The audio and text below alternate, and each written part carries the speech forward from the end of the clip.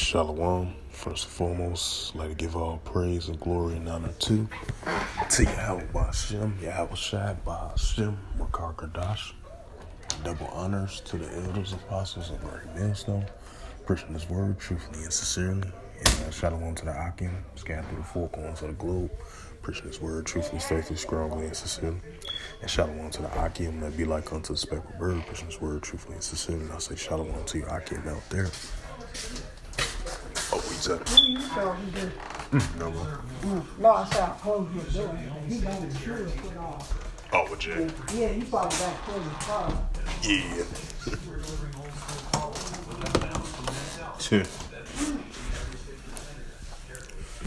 And I say definitely shalom to your Akim out there. And this is another quick sit down lesson on this Thursday afternoon, January the 13th, 2022.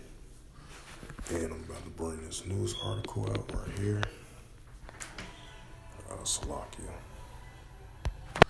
Okay, and this is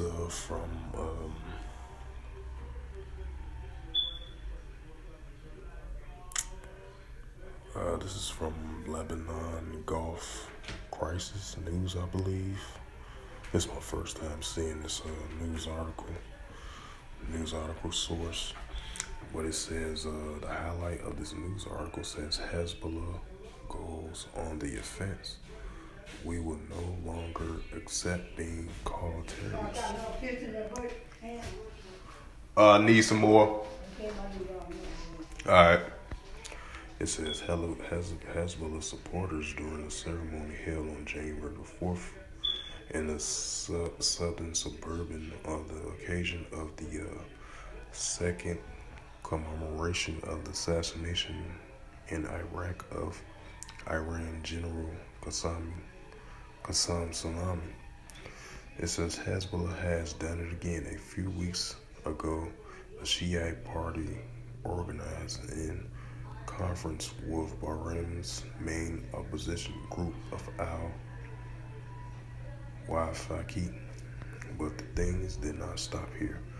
Yesterday, in the heart of Beirut's southern suburb, the party sponsored a conference in support of opposition to Saudi Arabia, which was held on the day marked the execution of Amin al-Namr, a prominent opposing Saudi Arabia Shiite clerk. During the highly symbolic event, Hezbollah sent another strong message to Wadaya, accusing it of orchestrating a defamation campaign targeting the party, as well as to the Lebanese state has been unsuccessful working to re-establish their diplomatic relations with Saudi Arabia, bringing together some 50 Saudi opponents, including the Sunni Shiites and Ismailis, if I pronounced that right, Salakia. According to... Okay. Alright.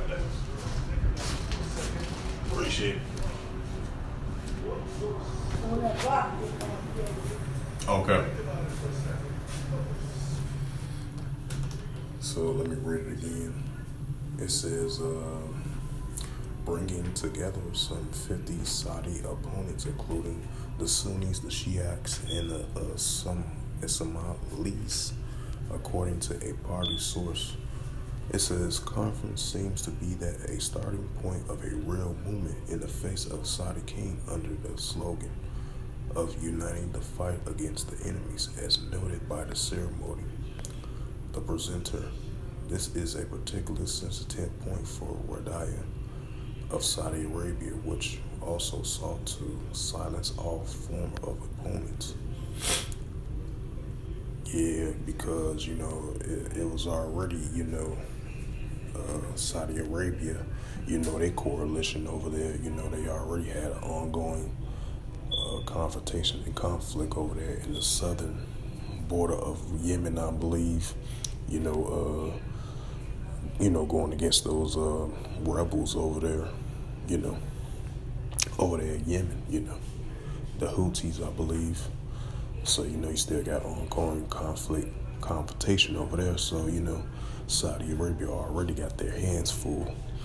Now you got Hezbollah, they calling out the Saudis about, they won't, they took an offense, they saying like, we're not going to be, Hezbollah said, we're not going to be called terrorists no more, they getting tired of that, Hey, that's what you call that increase of the nations against the nations, And I'm going to continue on with the reading. It says, what's more, conference theme was by no means in the consistent choice. The gathering of the opposition in the Arabian Peninsula used the historic term deploy when referring to the geographic area to the the founding of the King of Saudi Arabia in 1932. Yes, alluding to that period of history was deliberated in the Shadar Nasbli, a Shiite genitary affiliated with the Hezbollah, bluntly told the El Routine Lee Jarrah. Continuing on with the reading. The pro-Iranian party, which have been criticizing the Saudis for several months now, and now than ever wearing its animosity towards the kingdom on its sleeve. And it said this event is undoubtedly a reaction to the Saudi regime that has exhausted all the kinds of accusation against Hezbollah. Nambali said, it says perfect timing. Since the Saudi king Salman bin Abdulaziz referred in December to Hezbollah as a terrorist group, the Shiite party has moved to the defense. Hey, that nations rise against nation heating up. Man, it says the party, these just verbal assaults at one another, when that time of World War III comes, just like the scripture says in the book of Revelations, 11 and 14, I roughly paraphrase, the second woe is past, behold, the third woe coming quickly, And now it's getting to a verbal standpoint, and now these wars and rumors of wars continuously being sought out in the news on a daily basis. Like I mentioned, all these rumors are starting to come a reality. All these wars and rumors of wars is becoming a reality. First it was a rumor, now it's come a reality as these news being set in on a daily basis. And these rumors of wars are starting to come a reality. It's going to come from a verbal standpoint to an economic standpoint, and it's going to get to a full physical, all-out war military standpoint, because we are definitely living in the heavy times of in the book of Revelations, And that MLTB is going to come in as well, too. In the book of Revelation 13 and 16 to verse 17, that Kragma, that MLTB that's coming to full effect as well, too, right along with a potential World War III, The digital currency, that's going to come right along with this war coming soon, And continuing on with the reading, it says the party Secretary General Hassan Nasrallah was shifted to snap at the Saudi kingdom, which he accused of holding the Lebanese residents in the Gulf hostage.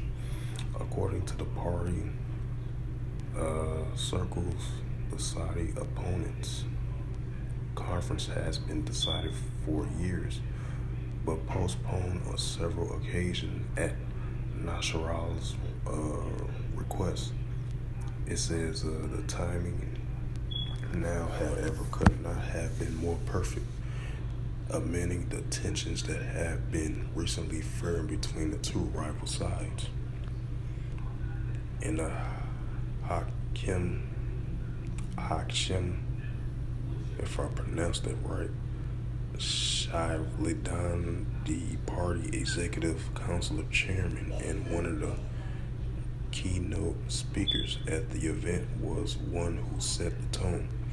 Saudi Arabia's policies intimidated the Arab and Islamic world must come to an end. We are perfectly capable of building a noble nation worth of this name, and without any foreign subordination. This will be the big headline of coming period, he said. Since the most likely candidate to succeed in Nasrallah, Saadi also called on Radaya to stop harming Lebanon, accusing it to wanting to pit the Lebanese against each other. Saudi Arabia is called on not to intervene by opposing its views on Lebanon, he said, accusing the kingdom of obstruction, pushing, and threatening. There's a flagrant interference in the country, Saadi added in the jab at the recent remarks made by Saudi ambassador to Lebanon, Wali the Bakar who said on January 6 that Hezbollah represent a threat to the regime's security, called on Lebanese authorities to end the party in the hegemony over all aspects of the state. It says, if you do not stop, we will take another position. Savadain threatens, insisting that his party will no longer accept being called a terrorist. In Venture,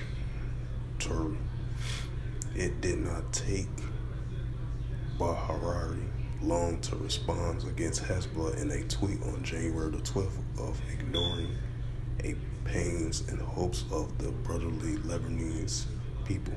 To do so is to ignore the plain truth. He also denounced the party which he said consider itself about the Lebanese state. The Bahagari added in another tweet that the sedition and division discourse cannot have any legitimacy. So, right, as I was reading through all that, so, Hezbollah, first Hezbollah had its sight on Israel at first, because, Israel, the IDF, they was dealing with that situation, because, Hezbollah look at as the Israelis as their number one adversary. Now you got, I believe, the Saudis, threatening and calling, Hezbollah terrorists, and I believe the Saudis blaming Hezbollah messing up over there in the country of Lebanon.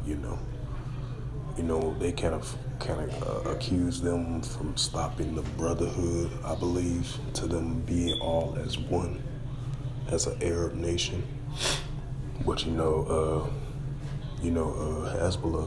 they saying like, hey, we're not gonna take it to the offense that we are not terrorists. You Saudi regime, Saudi kingdom, Saudi rules over there. We are not taking your crap no more. That's what comes from the Hezbollah side. So, hey, you got tensions going on with that as well, too. Hey, you got all out tensions with all these different nations through the planet Earth, That's why, like the scripture said in the book of Matthew 24:6, nations shall rise against nations from a verbal standpoint, from an economic standpoint. And you never know, one of these days is going to get to a physical military option standpoint, And these are the signs of the times that we are living in. Because this is going to continue to further increase of these nations going against one another, Even if they try to come to some solidarity or peace with one another, like the scripture says, when they say peace and safety, sudden destruction comes upon them, They're gonna come right along as well too. I roughly paraphrase, And I'm going to bring out a scripture for this.